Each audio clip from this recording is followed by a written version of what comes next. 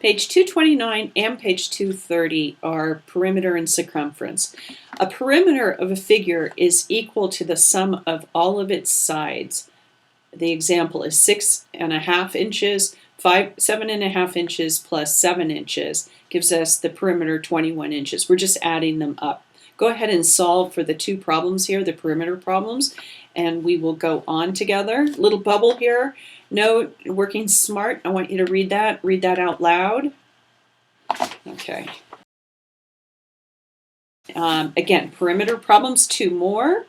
And the little line in the sides, you can see there's one line, it means that they are corresponding, which means that they are equal, giving you more information about these objects.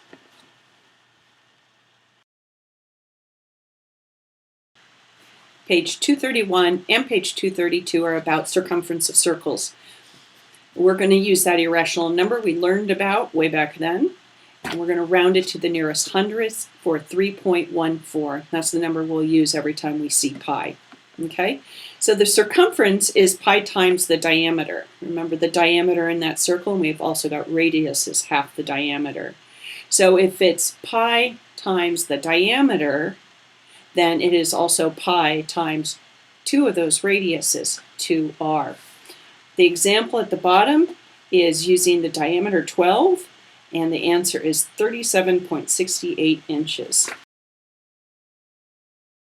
And go ahead, and we've got another example on the next page using the radius. So we're going to go 2 times 4, pi 2 times 4.